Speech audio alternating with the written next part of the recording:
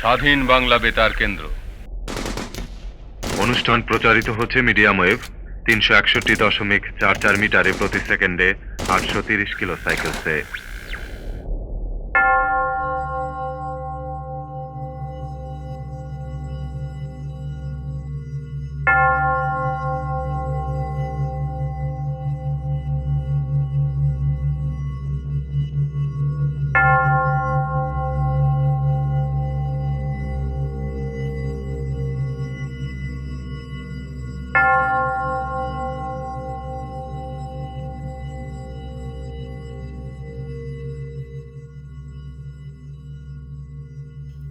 December 1971 বিজয় হলো মুক্তিযুদ্ধে, স্বাধীন হলো বাংলাদেশ নামের এক নতুন রাষ্ট্র। 9.5 মাস ব্যাপী মুক্তিযুদ্ধের শুরুটা ছিল 1971 মার্চে। কেউ থেমে থাকেনি, বাঙালি থামতে জানে না। যে যার অবস্থানে থেকে সবকিছুর বিনিময় প্রতিহত করল এই হানাদার গোষ্ঠীকে।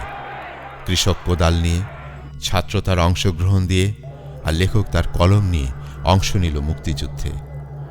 একইভাবে থেমে থাকেনি বেতার কর্মীরাও।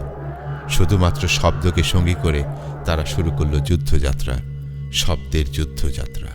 6 তারিখের সন্ধ্যেবেলা থেকে প্রচার শুরু করি। 7 তারিখে শেখ মুজিবের ভাষণ রেডিও থেকে আমরা প্রচার করছি। মুজিব ভাই এসে গেছেন, তাকে আপনারা স্লোগান দিয়ে অভিবাদন দেন। শেখ মুজিবের পথ ধরো, বাংলাদেশ স্বাধীন করো। মুজিব ভাইয়ের পথ ধরো, বাংলাদেশ স্বাধীন করো। পাটের মাঠে তৈরি করো, বাংলাদেশ স্বাধীন করো। বীর বাগানে অস্ত্র ধরো, বাংলাদেশ স্বাধীন করো। আপনারা জোরে স্লোগান ধরেন, আমার দেশ তোমার দেশ, বাংলাদেশ বাংলাদেশ। এর আগে মিনিট 10 আগে 2:10-11 এরকম হবে। এই সময় দেখলাম আমি স্টুডিওতে বসা একজন অফিসার, ডিউটি অফিসার, তিনি একটা ছোট্ট চিরকুট নিয়ে আসলেন। তাতে লেখায়, ইংরেজিতে লেখা, যার মর্মার্থ হয় যে শেখ মুজিবুর রহমানের কোনো ভাষণ বা কণ্ঠ বেতারে এখন যাবে না যতক্ষণ পর্যন্ত কর্তৃপক্ষ থেকে কোনো নির্দেশ না আসছে। আশুদুজ্জামান সাহেবকে বললাম যে কী করবো, বলে বেরিয়ে আসো। তো এই মাত্রা করার সঙ্গে ঠিক যেটা যেভাবে ছিল যন্ত্রপাতি ওইভাবে রেখে, কিছু না বলে, আমাদের অধিবেশন শেষ হলো না বলে জাস্ট সুইচ অফ, ইঞ্জিনিয়ারদের বললাম সুইচ অফ করে দাও, করে দিয়ে আমরা আস্তে আস্তে বেরিয়ে গেলাম সুরসুর করে। রাত 9টার সময় হঠাৎ একটা ফোন এলো, আমি ধরি নাই। ওই যিনি ছিলেন আমি লেখা যার বাড়িতে, এটি ধরলেন যে আপনাকে ফরমালি খান জানছেন স্যার। ফরমালি খান জানলো কী করে? ভাই তাদের অনেক সোর্স আছে, কোনো রকম জেনে গেছে। আমি ফোন ধরলাম, ইয়েস স্যার। তো রেডিও হঠাৎ বন্ধ কেন? ধমকের সুরে। আমি সেটাতে তো আপনারাই দায়ী। আমরা দায়ী হবে কেন? রেডিওকে এক করে খুলতে হবে। আমি ইম্পসিবল স্যার, রেডিও এখন খোলা যাবে না। আমার কর্মচারীরা সবাই আন্ডারগ্রাউন্ডে, কে কোথায় আমি জানি না। তাহলে কী করা যেতে পারে? আমি কিছুই করা যেতে পারে না। কিন্তু বলছে রেডিও খুলতেই হবে আজকে রাতের ভেতর। আমি আমার সমস্ত কর্মচারীরা তো বাইরে, তাদের কোথায় খুঁজে পাবো? তো কী করতে পারো? আমি একমাত্র কন্ডিশনে আমি রেডিও খুলতে পারি কি, আমাকে এই শেখ মুজিবের কণ্ঠস্বর লোককে শোনাবার জন্য রেডিও থেকে পারমিশন দিতে হবে। বাট সেটা কী করে সম্ভব?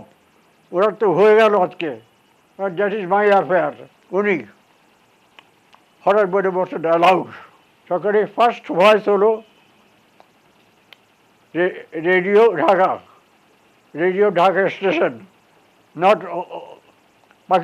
পাকিস্তান বাদ দিয়ে থেকে প্রচার করা হচ্ছে যে আজকে সকাল 8:30টায় শেখ মুজিবের কণ্ঠস্বর আমরা শোনাচ্ছি, যা আমরা কালকে রেকর্ড করে রেখেছি।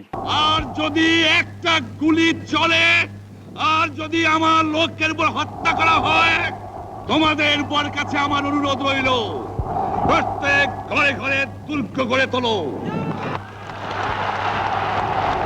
তোমাদের যা কিছু আছে তাই নিয়ে শত্রুর মোকাবেলা করতে হবে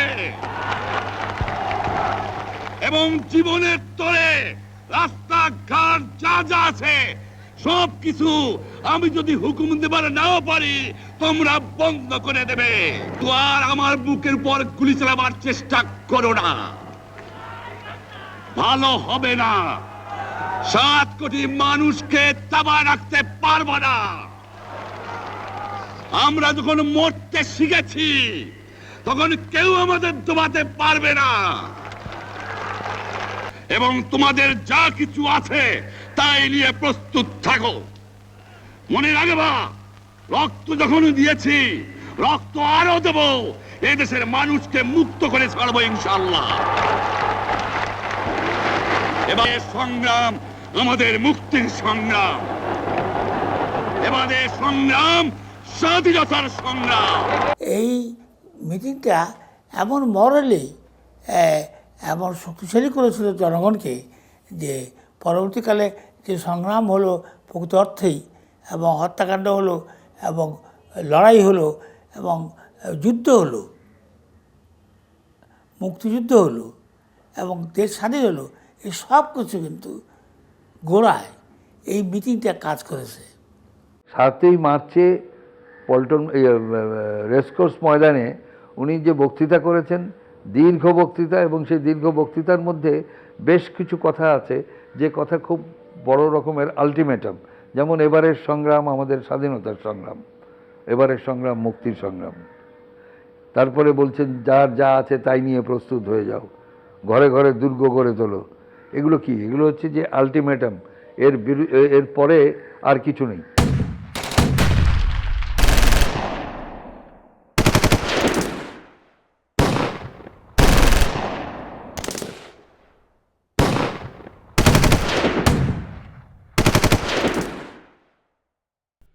সত্তরের নির্বাচনে বাঙালি তাদের ভোটাধিকার প্রয়োগ করে অর্জন করল নিরঙ্কুশ সংখ্যাগরিষ্ঠতা। কিন্তু অতীতের আর সব বারের মতো এবারও বাঙালি থেকে গেল অধিকার বঞ্চিত। ক্ষমতা অর্জন তো হলোই না, বরং ৭১-এ ২৫শে মার্চ রাতে পাকিস্তান হানাদার বাহিনী ঝাঁপিয়ে পড়ল এদেশে নিরীহ নরনারীর ওপর। 25 তারিখে সেই কাল রাত্রিতে যেই অবস্থা হলো, সবার ওইদিকে আমরা বিডিআর মানে তখন ইপিআর ছিল, ইপিআরের দিকে আগুন জ্বলছে, ওইদিকে রাজারবাগ পুলিশ লাইনের আগুন জ্বলছে, সে বিভিন্ন গোলা, সেই হেভি মেশিন গান এবং সে মোটরের সাউন্ড শোনা যাচ্ছে। মানে এই রাত্রি একটা সাংঘাতিক অবস্থা। আমরা তো যে ব্যারিকেড দিয়েছিলাম সেগুলো কোথায় ট্যাঙ্কের মধ্যে গুড়িয়ে টুড়িয়ে চলে গেল সমস্ত। ঢাকা থেকে খবর এসছে যে ঢাকায় একটা খুব বড় কিছু হয়ে গেছে, অনেক লোক মারা গেছেন। সমস্ত চট্টগ্রামের লোক সেটা শুনে অত্যন্ত উদ্বিগ্ন, এটা বোঝা যাচ্ছিল রাস্তায় লোকজনের চোখ মুখ দেখে। এবং সেই সময় পাকিস্তান বেতার ঢাকা থেকেও বন্ধ ছিল এবং সেই সঙ্গে চট্টগ্রাম বেতারও সে সময় বন্ধ ছিল। দুপুরে আমার হাতে একটি লিফলেট দেয় চট্টগ্রামের ছাত্ররা এবং বলে যে চট্টগ্রাম বেতার থেকে স্বাধীনতার ঘোষণা পাঠ করা হয়েছে, তুমি তো বেতারের লোক, তুমি মনে হয় বেতারে যোগদান করাই উচিত হবে। আমি তখন আগ্রাবাদ বেতার ভবনে পৌঁছলাম এবং আমাকে নামিয়ে দিয়ে অ্যাম্বুলেন্সটা ফেরত চলে গেল। আমি তখন বেতার ভবনে প্রবেশ করে দেখি আমাদের চট্টগ্রাম বেতারের নিজস্ব শিল্পী বেলাল ভাই বেশ একটা টেনশন নিয়ে এদিক ওদিক পায়চারি করছেন। আমি তখন ওনাকে জিজ্ঞেস করলাম যে এখানে আপনি কি করছেন?